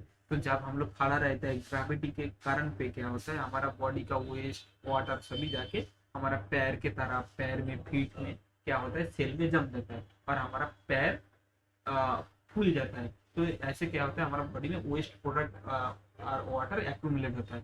देखिए देखिए जब हमारा बॉडी में वेस्ट प्रोडक्ट जमता है, तब हमारा ऐसे लोअर लिंग ऐसे स्वेलिंग हो जाता है, देखिए, और ऐसे दबाने से ऐसे गड्ढा बन जाता है। तो आप देखा ही होगा शायद क्लिनिकल पोस्टिंग में, जब पेशेंट आता है तब डॉक्टर क्या करता है, पैर में दबाता है। क्यों? पैर में दबाने से पैर में स्वेलिंग है कि नहीं पता चलता है, और पैर में स्वेलिंग है मतलब उसका किडनी ठीक से काम नहीं कर रहा है। तो किडनी का काम हम लोग कैसे फिजिकल एग्जामिनेशन कर सकते हैं, ऐसे हम लोग स्वेलिंग देख के और ऐसे पैर को दबा के हम लोग किडनी का फंक्शन के बारे में थोड़ा बहुत जान सकते हैं। तो जिसका सीकेडी है उसका लोअर लिम्ब स्वेलिंग दिखेगा। उसके बाद उसका GFR decrease, blood urea, nitrogen, serum, creatine will increase, which will develop vomiting, nausea, fatigue, headache. तो जब हमारा बॉडी से किडनी फिल्टर करके वेस्ट प्रोडक्ट बाहर नहीं निकल पाएगा, तो जो ब्लड का जो गंदा चीज, मतलब आपका यूरिया है, यूरिन है, नाइट्रोजन है, सीरम क्रिएटिन है, आपका यूरिक एसिड है, ये सभी क्या होगा, ब्लड के अंदर ही रहेगा। और यही ब्लड के रहते हुए क्या होगा, हमारा वोमिटिंग होगा, नोसिया होगा, हम लोग क्लांत हो जाएंगे, फटीग हो जाएगा, वीकनेस होगा, हेडेक होगा। क्योंकि हमारा हर ऑर्गन बोलेगा हमारा गंदा चीज नहीं चाहिए, लेकिन हमारा ब्लड में जब गंदा चीज रहेगा हर ऑर्गन को जाकर डिस्टर्ब करेगा, इसीलिए हर ऑर्गन में हमारा दिक्कत होगा। तो नोसिया वोमिटिंग क्यों होता है, देखिए, जब हमारा एसिड बिल्डअप हो जाता है, यही नाइट्रोजेनिक वेस्ट बोला जाता है, सब ऐसा वेस्ट हमारा बॉडी में आ जाता है, तब हमारा जो गैस्ट्रो इंटेस्टाइनल ट्रैक है, मतलब जो हम लोग खाना खाते हैं और मतलब जो हमारा स्टूल निकलता है, ये जो पाइप है, यही पाइप के अंदर जो ब्लड वेसल है, वही ब्लड वेसल के अंदर और यही नाइट्रोजेनिक वेस्ट ब्लड रहेगा, और यही वेस्ट ब्लड क्या करेगा, हमारा गैस्ट्रो इंटेस्टाइनल ट्रैक को इरिटेट करेगा, और इसके वजह से वोमिटिंग, नोसिया हो सकता है। ठीक है, तो वोमिटिंग, नोसिया, फैटिग, ये सभी होना भी एक सिम्टम है। उसके बाद कार्डियोवास्कुलर सिस्टम, तो हमारा हार्ट में क्या दिक्कत हो सकता है, जब हमारा बॉडी में ज्यादा वेस्ट प्रोडक्ट जम जाएगा, मायोकार्डियल इन्फेक्शन हो सकता है। तो मायोकार्डियल इन्फेक्शन क्या है, देखिए, जब हमारा हमारा जिंदा रहने के लिए हार्ट सेल को, हमारा बॉडी में हार्ट सेल को लगातार ऑक्सीजनेटेड ब्लड और न्यूट्रिएंट्स वाला ब्लड चाहिए। हमारा किसी भी ऑर्गन पे थोड़ा टाइम के लिए ऑक्सीजनेटेड ब्लड जाना बंद होता है, तो वही ऑर्गन मर जाता है। तो हमारा हार्ट में भी बहुत सारा आर्टरी है, जो आर्टरी डायरेक्ट हार्ट से ही ब्लड लेके हार्ट का मसल को देता है। तो हार्ट को भी तो जिंदा रहना चाहिए। हार्ट क्या काम करता है, पंप करके ब्लड को पूरा बॉडी में फैलता है, लेकिन पूरा बॉडी में देता है, लेकिन हार्ट को जिंदा रहने के लिए उसका भी ब्लड चाहिए। इसीलिए हार्ट में कुछ आर्टरी है, जो आर्टरी हार्ट का जितना चैम्बर, जितना मासल है, सबको ब्लड सप्लाई देता है। और जब भी किसी भी कारण पे वही हार्ट का आर्टरी ब्लॉक हो जाता है, तब क्या होता है, हार्ट का मसल डेथ हो जाता है। और जब हार्ट का किसी भी एरिया का मसल, किसी भी चेम्बर डेथ हो जाएगा, तब हार्ट ठीक से पंप नहीं कर पाएगा। और जब हार्ट पंप नहीं कर पाएगा, तब कार्डियक अरेस्ट होगा, हार्ट बंद हो जाएगा और आदमी का तुरंत डेथ हो जाएगा। तो जब भी ये जो आर्टरी है ना, इसको बोला जाता है कोरोनरी आर्टरी।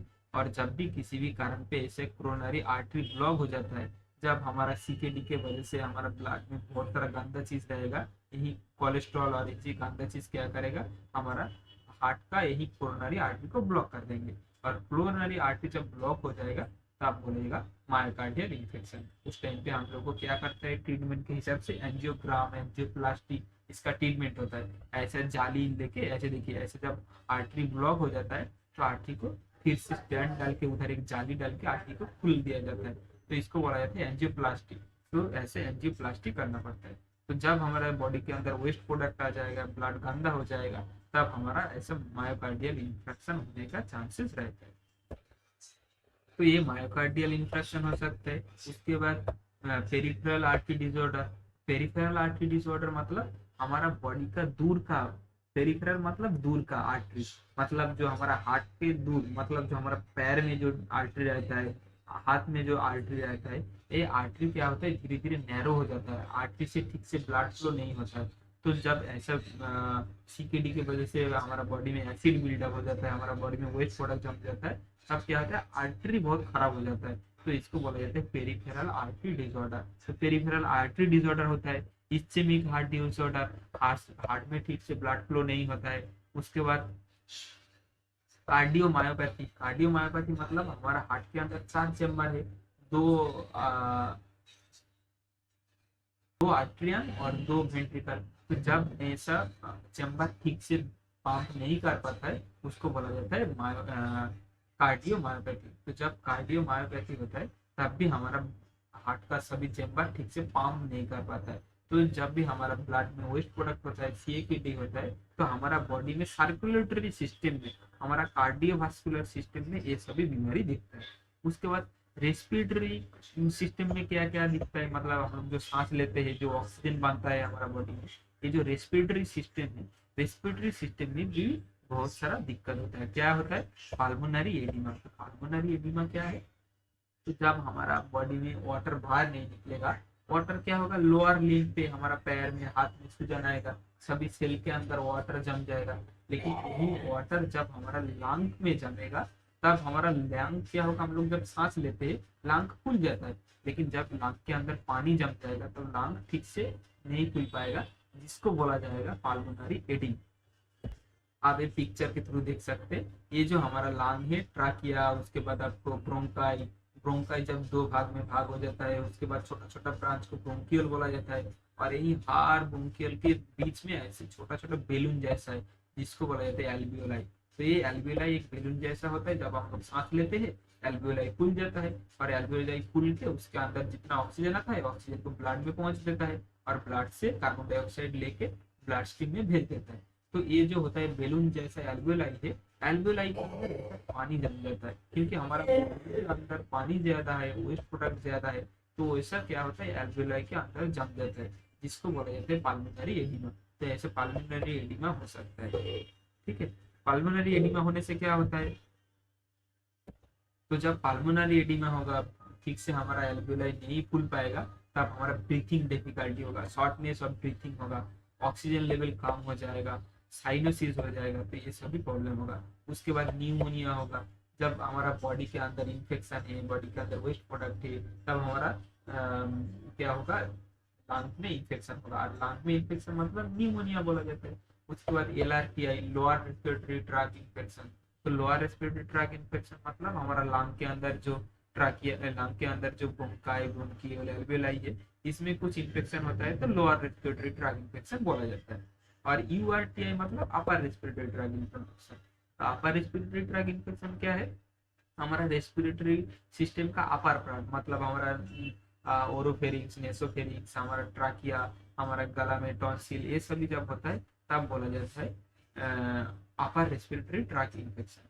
तो ये सभी हो सकते हैं। तो रेस्पिरेटरी सिस्टम में सीकेडी के वजह से ये सब बीमारी होता है। उसके बाद गैस्ट्रो इंटेस्टाइनल, मतलब जो हमारा गैस्ट्रिक में बोला एक ट्रैक है, इधर से हम लोग खाना खाता है, यही खाना जाके स्टोमक में ब्रेक डाउन होता है, उसके बाद इंटेस्टाइन में जाके इससे न्यूट्रिएंट्स निकल जाता है, उसके बाद लार्ज इंटेस्टाइन में जाके इससे वाटर निकलता है, उसके बाद हमारा स्टूल होके पॉटी होके बाहर निकल जाता है। तो ये जो ट्रैक है इसको गैस्ट्रो इंटेस्टाइनल ट्रैक बोला जाता है।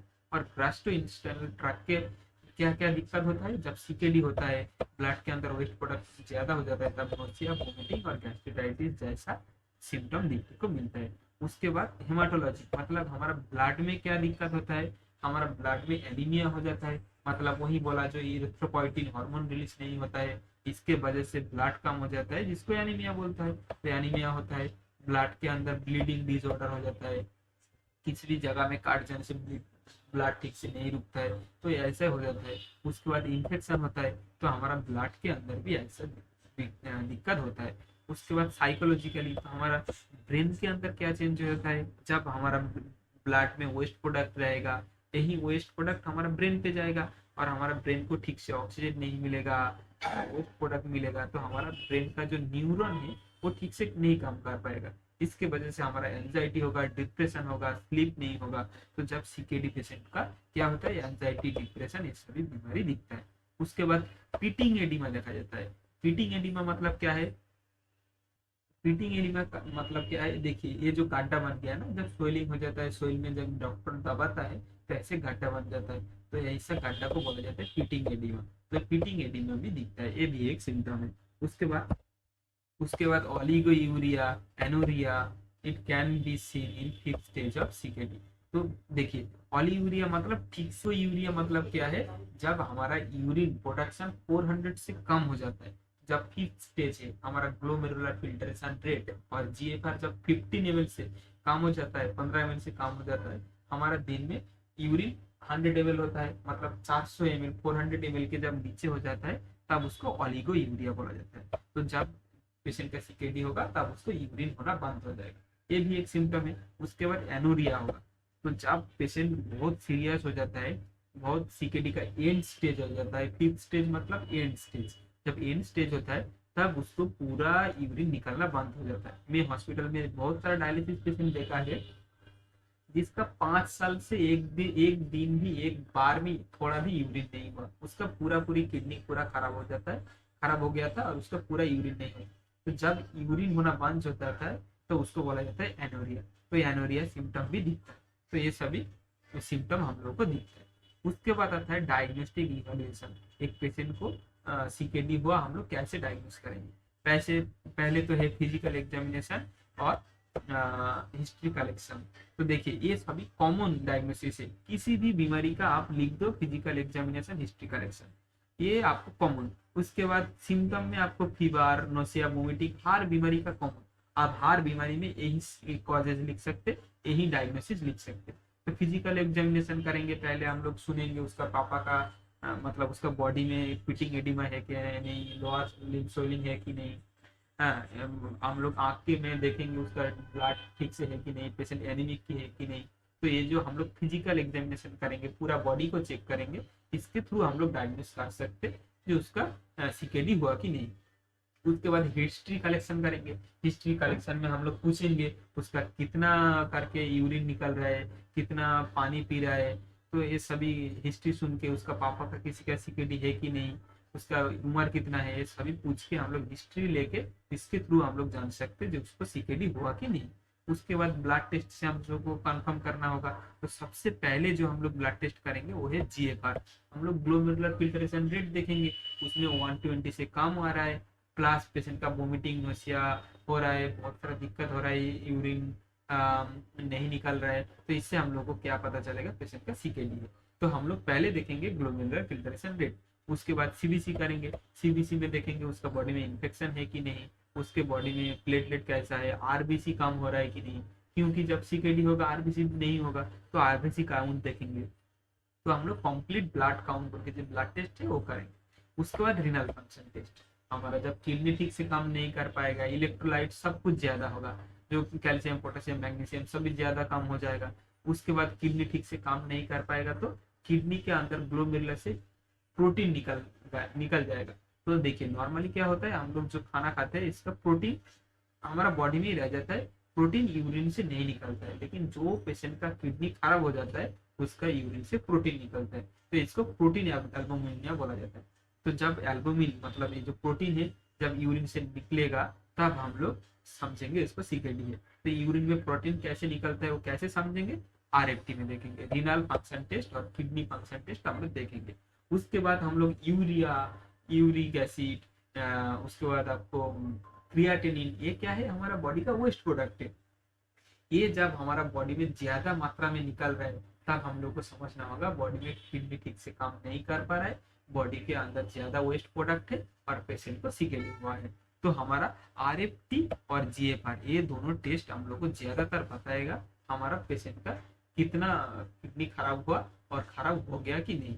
उसके बाद सीरम क्रिएटिन, ये जो क्रिएटिन हमारा जो नाइट्रोजेनिक वेस्ट सेल के अंदर जो मेटाबॉलिज्म होने से जो वेस्ट बनता है उसका ही क्रिएटिन। तो यही क्रिएटिन हमारा वेस्ट प्रोडक्ट कितना निकल रहा है इसको देख के हम लोग बोल सकते हैं किडनी का लेवल कितना खराब है और किडनी खराब हुआ कि नहीं। उसके बाद सीरम इलेक्ट्रोलाइट, वही जब किडनी खराब होगा तब हमारा इलेक्ट्रोलाइट डिस्टर्बेंस होगा, इलेक्ट्रोलाइट देखेंगे।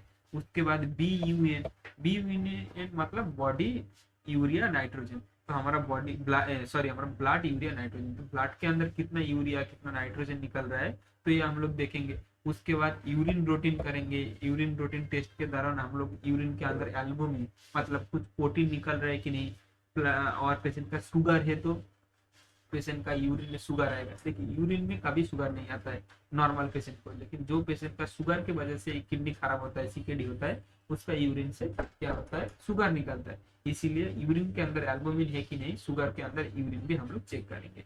उसके बाद एबीजी ईसीजी, तो जब ईसीजी क्यों करेंगे, ईसीजी करने से हम लोग को इलेक्ट्रोलाइट डिस्टर्बेंस पता चलेगा प्लस हमारा हार्ट का फंक्शन पता चलेगा। तो हम लोग ईसीजी करके उसका इलेक्ट्रोलाइट लेवल देखेंगे, तो इलेक्ट्रोलाइट कम ज्यादा है मतलब उसका पेशेंट का इलेक्ट्रोलाइट डिस्टर्बेंस है मतलब किडनी खराब, तो ये हम लोग को पता चलेगा। उसके बाद आर्टेरियल ब्लड गैस, हम लोग ब्लड गैस लेके देखेंगे कुछ एसिडोसिस कुछ एसिड बिल्डअप हुआ कि नहीं, तो इससे हम लोग को हमारा पीएच लेवल बढ़ा हुआ कम हुआ तो हम लोग ब्लड पीएच मेंटेन करता है किडनी, तो हमारा किडनी खराब है तो पीएच नहीं रहेगा ठीक से मेंटेन नहीं रहेगा, तो हम लोग एबीजी करके ब्लड टेस्ट करके भी पता चल सकता है। उसके बाद क्या करेंगे हम लोग, ब्लड टेस्ट तो हो गया इमेजिंग, मतलब जो हम लोग क्या क्या इमेजिंग करेंगे, क्या क्या इन्वेस्टिगेशन के अंदर क्या क्या रेडियोलॉजी के अंदर क्या क्या करेंगे, तो हम लोग पहले अल्ट्रासाउंड करके किडनी को देख सकते हैं। उसके बाद सीटी स्कैन एमआरआई स्कैन ये सभी स्कैन करके किडनी का फंक्शन किडनी का स्ट्रक्चर किडनी का दिक्कत देख सकते हैं। उसके बाद आता है मैनेजमेंट, तो हम लोग कैसे मैनेज करेंगे, तो मैनेजमेंट देखिए ये आपको सीकेडी का मैनेजमेंट होता है, हम लोग कैसे पेशेंट का फिर से नेफ्रॉन जितना नेफ्रॉन डैमेज हुआ वो उसके बाद और नेफ्रॉन ना खराब हो, जितना नेफ्रॉन है वो ठीक से काम करे यही देखेंगे, क्योंकि जो नेफ्रॉन खराब हो गया वो तो इरिवर्सिबल उसको ठीक नहीं कर सकते, तो हम लोग देखेंगे तो नेफ्रॉन और खराब मत हो, और पेशेंट का वो जितना नेफ्रॉन खराब हुआ उसके वजह से बॉडी में जो दिक्कत हो रहा है उसको हम लोग मेडिसिन से कैसे ठीक करेंगे, तो ये होता है हमारा सीकेडी का ट्रीटमेंट। तो वही बोल रहे हैं, तो क्या बोल रहे हैं देख लीजिए, मेडिकल ट्रीटमेंट क्या क्या हम लोग मेडिसिन देंगे। The medical treatment of CKD depend upon the causes of symptom of CKD। तो जो मेडिकल ट्रीटमेंट डिपेंड होता है पेशेंट का क्या क्या दिक्कत हो रहा है, तो जो दिक्कत हो रहा है उसके लिए मेडिसिन देंगे। वोमिटिंग हो रहा है तो एंटीसेप्टिक देंगे, एंटी इंजेक्शन देंगे। उसका बॉडी में इन्फेक्शन ज्यादा दिख रहा है तो एंटीबायोटिक देंगे। बुखार आ रहा है तो एंटीपायरेटिक पैरासीटामोल देंगे। उसके बॉडी में पानी जम रहा है तो डायलिसिस करेंगे। तो ये जो सिम्टम हो रहा है सिम्टम के बेसिस पे हम लोग ट्रीटमेंट करेंगे।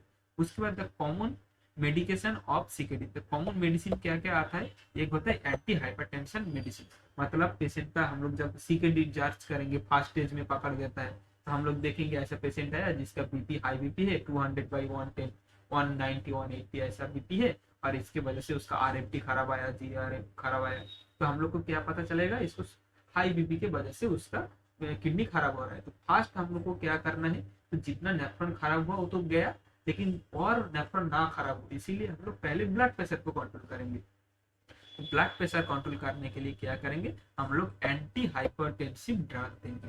उसके बाद क्या करेंगे, provide diabetes medicine, control blood sugar. उसके बाद हम लोग देखेंगे ऐसा पेशेंट आया जिसका शुगर ज्यादा है, तब हम लोग पता चलेगा शुगर की वजह से उसका किडनी खराब हो रहा है, तो हम लोग शुगर कंटिन्यू करेंगे। शुगर के लिए मेटफॉर्मिन हो सकता है, टैबलेट हो सकता है। उसके बाद टैबलेट से कंट्रोल नहीं हो रहा है तो इंसुलिन इंजेक्शन स्टार्ट कर सकते हैं। तो जिसके दौरान हम लोग क्या करते हैं, शुगर को कम करेंगे। और शुगर कम होने से क्या होगा, नेफ्रॉन का डैमेज होना कम हो जाएगा, और जितना वो फिल्टर कर पा रहा है, जितना स्टेजेस में है, वो अच्छे से जी पाएगा। उसके बाद क्या करेंगे, प्रोवाइड एंटीबायोटिक। तो जब हमारा बॉडी में वेस्ट प्रोडक्ट ज्यादा हो जाएगा, हमारा बॉडी में ब्लड गंदा हो जाएगा, तब हमारा ज्यादा इन्फेक्शन होगा। तो इन्फेक्शन कम करने के लिए हम लोग एंटीबायोटिक देंगे। उसके बाद प्रोवाइड कैल्शियम सप्लीमेंट। क्यों कैल्शियम सप्लीमेंट क्यों देंगे, क्योंकि हम लोग किडनी का फंक्शन में पढ़े थे, जब हमारा किडनी खराब हो जाता है तब हमारा किडनी का क्या होता है, विटामिन डी एक्टिवेट नहीं होता है, और विटामिन डी एक्टिवेट नहीं होता है तो कैल्शियम ऑब्जर्प्शन नहीं होता है, और कैल्शियम ऑब्जर्प्शन नहीं होगा तो कैल्शियम बॉडी में कम हो जाएगा। इसीलिए कैल्शियम सप्लीमेंट देना होगा, विटामिन डी सप्लीमेंट देना होगा, जिससे क्या होता है विटामिन डी एक्टिव हो और पेशेंट के बॉडी में कैल्शियम ठीक से रहे। ठीक है, तो इसके लिए हम लोग कैल्शियम सप्लीमेंट देंगे। उसके बाद प्रोवाइड एंटी इमेटिक, हम लोग पढ़ा था नोसिया वोमिटिंग फैटिक होगा, तो नोसिया वोमिटिंग को कंट्रोल करने के लिए हम लोग एंटी इमेटिक, मतलब जो मेडिसिन वोमिटिंग कम करता है उसको इमेटिक बोला जाता है। तो एंटी इमेटिक ड्रग्स मेडिसिन देंगे, जिसके अंदर एमिसेड बोल के आता है, ऑन्डेसेट्रॉन। तो ऐसे मेडिसिन हम लोग देंगे। उसके बाद give sodium bicarbonate, give sodium bicarbonate pill to treat acidosis. तो जब हमारा बॉडी के अंदर पीएच लेवल बढ़ जाता है, एसिडोसिस हो जाता है, तब हम लोग एसिडोसिस मेंटेन करने के लिए सोडा बाइकार्बोनेट टैबलेट देंगे, जिससे हमारा बॉडी के पीएच मेंटेन होगा। उसके बाद provide diuretic medicine to reduce fluid buildup in the and control blood pressure. तो जब हमारा उसको हम लोग डायरेटिक मेडिसिन देंगे, जो मेडिसिन क्या करेगा, हमारा बॉडी में वाटर बिल्डअप होना काम करेगा और यूरिन प्रोडक्शन के माध्यम से उसको निकाल देंगे। तो ऐसे मेडिसिन, ये सभी टैबलेट हम लोग एक पेशेंट को देंगे। उसके बाद सर्जिकल ट्रीटमेंट, मतलब जो पेशेंट का थर्ड स्टेज में आ गया, फोर्थ स्टेज में और एंड स्टेज में आ गया, और पेशेंट का उम्र 30-40 साल है, तो उसको हम लोग देखेंगे किडनी ट्रांसप्लांट करने का कोशिश करेंगे। तो किडनी ट्रांसप्लांट फैमिली का मेंबर हो सकता है, नहीं तो जो पेशेंट, मतलब जो कुछ आदमी जो मर जाता है, मरने के बाद तुरंत जो किडनी ट्रांसप्लांट होता है, तो ऐसे करके किडनी ट्रांसप्लांट करके उसको लाइफ ठीक कर सकते हैं, सीकेडी ठीक कर सकते हैं। और जो सेकेंड स्टेज में, थर्ड स्टेज में, फोर्थ स्टेज में है, बहुत ओल्ड हो गया, फाइनेंशियल कंसर्न है, ट्रांसप्लांट का उतना खर्चा नहीं मिल पा रहा है, उतना नहीं दे पाएगा, और किडनी मतलब किडनी भी नहीं मिल रहा है, तो ऐसा पेशेंट को हम लोग डायलिसिस करेंगे। तो डायलिसिस करेंगे और किडनी ट्रांसप्लांट करेंगे। तो डायलिसिस क्या है, देखिए डायलिसिस के बारे में आपको थोड़ा बहुत दिखा था। देखिए ये होता है डायलिसिस। तो जब हमारा किडनी बिल्कुल काम करना बंद कर देता है, तब क्या होता है, हमारा एक मशीन क्या होता है, एक आर्टरी से हमारा ब्लड को लेता है, वेन से ब्लड, एक हमारा गंदा ब्लड डायलिसिस मशीन के अंदर जाता है। उसके बाद वही ब्लड फिल्टर होके मशीन के अंदर फिल्टर होके और एक पाइप से हमारा बॉडी के अंदर चला जाता है। तो ये जो प्रोसेस है इसको डायलिसिस बोला जाता है। और यही डायलिसिस, देखिए हमारा गॉड हम लोग को फ्री जन्म के बाद जस्ट इतना छोटा 9 सेंटीमीटर, आपका 2 उंगली जैसा 2 किडनी दिया, जो हमारा पूरा जिंदगी इतना अच्छे से ब्लड को फिल्टर कर रहा है, हमारा बॉडी में इतना अच्छे से हम लोग का काम कर रहा है। तो हम लोग अल्कोहल नहीं पिलेंगे, हम लोग गंदा लाइफस्टाइल नहीं पालेंगे, डायबिटीज शुगर हुआ तो हमारा पेरेंट को हम लोग हॉस्पिटल में लेके जाएंगे, हमारा किडनी का ख्याल रखेंगे। किडनी का ख्याल रखना बहुत जरूरी है। देखिए जब एक पेशेंट को 30-40 साल में जब किडनी डैमेज हो जाता है, उसके बाद उसका डायलिसिस स्टार्ट हो जाता है, तो उसका डायलिसिस पूरा लाइफ लॉन्ग चलता रहता है। तो एक डायलिसिस के लिए 3000 मान लीजिए, तो एक आदमी का जब एंड स्टेज हो जाता है तो वीकली 3 टाइम करना पड़ता है, मतलब 10,000 पर वीक लगेगा उसको, एक एक दिन 2000 पॉट को दे के खरीदना पड़ेगा। इसीलिए ये किडनी डिजॉर्डर सीकेडी बहुत खराब है। इसीलिए आपको किडनी का ध्यान रखना चाहिए। दिन में 4 से 5 लीटर पानी पीजिए। आपका पेरेंट का कम उम्र में हम लोग का शुगर बीपी कम हो सकता है, लेकिन जो पेरेंट का 40 साल के ऊपर है, उसका मंथली 2 मंथली उसका जनरल चेकअप करवाइए, रीनल टेस्ट करवाइए, उसका शुगर बीपी चेक करवाइए, क्योंकि यही शुगर बीपी के वजह से किडनी खराब हो जाता है। तो ये सभी हम लोग करेंगे और अपना ध्यान रखेंगे और पेरेंट का भी ध्यान रखेंगे। तो देखिए हम लोगों का जो छोटा किडनी दिया है, हम लोग जो किडनी बनाया तो इतना बड़ा किडनी है। देखिए ये जो डायलिसिस मशीन है कितना बड़ा है, और इतना एक्सपेंसिव है और इतना इफेक्टिव भी काम नहीं करता है। मतलब आप डायलिसिस करते रहेंगे फिर भी आपको 4 से 5 साल के बाद आपको दिक्कत होगा, और डायलिसिस के साथ आदमी ज्यादा दिन नहीं टिकता है। जस्ट हमारा लाइफ का क्वालिटी को इम्प्रूव करता है, लेकिन हमारा सीकेडी पूरा बीमारी को ठीक नहीं करता है डायलिसिस। यही दिक्कत है। इसीलिए हमारा हमारा किडनी का ध्यान रखे और अपना हेल्थ का, पेरेंट का हेल्थ का ध्यान रखे। तो ये होता है डायलिसिस। तो डायलिसिस के दौरान हमारा बॉडी का वेस्ट प्रोडक्ट निकाल लिया जाता है, हमारा ब्लड को प्योर किया जाता है। उसके बाद क्या है, नर्सिंग मैनेजमेंट। तो एक पेशेंट के लिए, सीकेडी पेशेंट के लिए एक नर्स का क्या रोल होता है देखिए। तो नर्स का क्या क्या रोल है देखिए।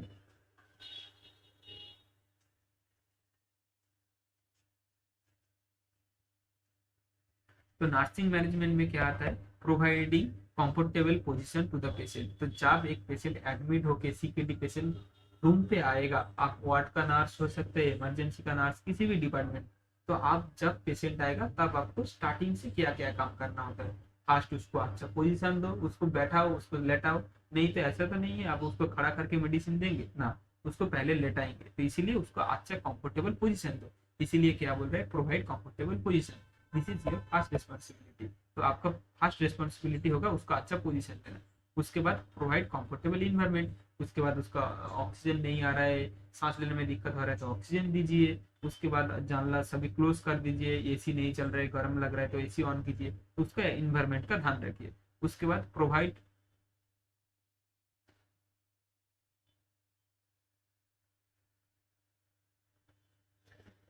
Provide potassium restricted diet. तो जो पेशेंट आता है, जब किडनी खराब हो जाता है, हमारा पोटासियम लेवल ज्यादा हो जाता है और यही हमारा इलेक्ट्रोलाइट इम्बैलेंस होता है, सोडियम, कैल्शियम, पोटेशियम सभी तो हमारा बॉडी में ज्यादा काम हो जाएगा।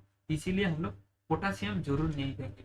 तो पोटासियम जो खाना में है, जैसे जामुन में हो सकता है, तो ऐसा खाना पेशेंट को नहीं देंगे। पोटासियम रिस्ट्रिक्टेड डाइट देंगे। उसके बाद प्रोवाइड सोडियम रिस्ट्रिक्टेड डाइट, मतलब हम लोग सॉल्ट नहीं देंगे। खाना में ज्यादा सॉल्ट है तो वैसा खाना नहीं देंगे, क्योंकि सॉल्ट जाके क्या करेगा, ब्लड को पतला करेगा, और ब्लड पतला होगा तो ब्लड प्रेशर ज्यादा होगा। इसीलिए हम लोग सोडियम मतलब नमक है ऐसा खाना नहीं देंगे। उसके बाद प्रोवाइड लो प्रोटीन डाइट लेस देन 20 ग्राम पर डे। तो जब किडनी खराब हो जाता है तो किडनी क्या करता है, प्रोटीन को फिल्टर नहीं कर पाता है। जो प्रोटीन हमारा ब्लड में रहना चाहिए वो प्रोटीन यूरिन के थ्रू बाहर आ जाता है। तो इसीलिए हम लोग प्रोटीन को बाहर आने को कम करने के लिए हम लोग प्रोटीन उसको नहीं देंगे।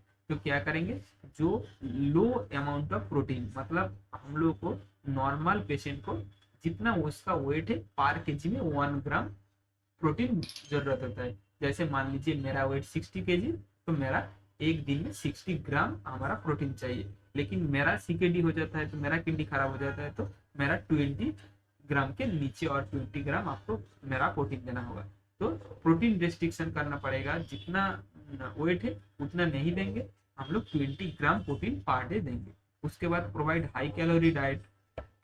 हाई कैलोरी डाइट देंगे, मतलब जब हमारा बॉडी में प्रोटीन नहीं है तो एनर्जी तो चाहिए ना। तो एनर्जी चाहिए के लिए हम लोगों को हाई कैलोरी डाइट देना होगा। हाई कैलोरी के अंदर हम लोग छोटा छोटा मील देंगे, क्योंकि हम लोग देखा था सीकेडी होने से नोसिया वोमिटिंग होता है। तो हम लोग एक साथ में बहुत सारा खाना देंगे तो उसका वोमिटिंग होगा। तो हम लोग थोड़ा थोड़ा खाना देंगे, लेकिन ज्यादा टाइम देंगे, फ्रीक्वेंटली देंगे। ऐसे करेंगे तो हम लोग हाई कैलोरी उसको डाइट देंगे। उसके बाद क्या बोल रहे हैं, provide medicine time to time according to prescription. Prescription में जो मेडिसिन रहेगा उसको टाइम टू टाइम देंगे। उसके बाद फिजिकल, उसके बाद provide psychological support to the patient and family member. देखिए सीकेडी है तो ठीक होने वाला नहीं है, ये पूरा जिंदगी रहेगा। इसीलिए इसी टाइम पे पेशेंट पागल हो जाता है, मतलब वो साइकोलॉजिकली फास्टेड हो जाता है। इसीलिए पेशेंट को अच्छे से समझाना, पेशेंट का साइकोलॉजिकल सपोर्ट देना, नहीं ठीक हो जाएगा। डायलिसिस से ठीक हो जाता है, डायलिसिस से बहुत सारा आदमी बहुत दिन बाँचता है, ऐसे सपोर्ट देंगे। उसके बाद फैमिली अटेंडर को साइड सपोर्ट देंगे, समझाएंगे। उसके बाद ऐसा है, मतलब पेशेंट का उम्र कम है तो उसको किडनी ढूंढने के लिए बोलेंगे, किडनी ट्रांसप्लांट का भी ऑप्शन दे सकते, जिससे उसका भी थोड़ा बहुत बेचैनी कम है। तो ऐसा उसको साइकोलॉजिकल सपोर्ट देना भी एक नर्स का काम होता है। उसके बाद provide lower limb elevation and magnesium dressing to to reduce oedema. जब हम लोग देखे थे सिम्टम में लोअर लिम्ब स्वेलिंग होता है, तो लोअर लिम्ब स्वेलिंग कम करने के लिए हम लोग क्या करेंगे, पैर के नीचे एक पिलो डाल सकते हैं, लोअर लिम्ब को थोड़ा एलिवेशन कर सकते हैं, थोड़ा ऊंचा करके रख सकते हैं, जिससे उसका स्वेलिंग कम हो जाए। उसके बाद मैग्नीशियम सल्फेट बोल के एक ग्लिसरीन का एक मलम जैसा आता है, ऑइंटमेंट जैसा आता है, वो ऑइंटमेंट हम लोग को स्वेलिंग जगह में लगा के बैंडेज कर देंगे, जिसको मैग्नीशियम ड्रेसिंग बोला जाता है। तो ऐसा मैग्नीशियम ड्रेसिंग करने से क्या होता है, पेशेंट का स्वेलिंग कम होता है। तो ये सभी हम लोग करेंगे। उसके बाद एसिड, तो ये सभी था प्रोवाइड। देखिए आप ऐसे टिक्स के साथ लिखेंगे तो आपको याद रहेगा। पहले तो नर्सिंग का सभी का प्रोवाइड करना होगा, बहुत सारा चीज आपको प्रोवाइड करना होगा। उसके बाद आप असेसमेंट लिखिए, क्या क्या असेस करेंगे।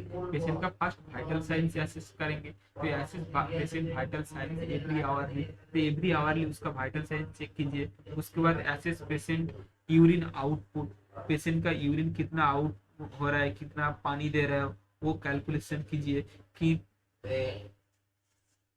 অবশ্যই 1 মিনিট পরে ফোন করছি, 1 মিনিট। तो पेशेंट का इनपुट आउटपुट चेक करेंगे। इनपुट आउटपुट चेक करेंगे मतलब हम लोग कितना पानी दे रहे हैं और कितना यूरिन निकल रहा है, तो बॉडी के अंदर कितना एक्यूमुलेट हो रहा है वो हम लोगों को पता चलेगा। इसीलिए पेशेंट का इनपुट आउटपुट चेक करना है। उसके बाद assess the patient breathing pattern and connect mechanical ventilator if.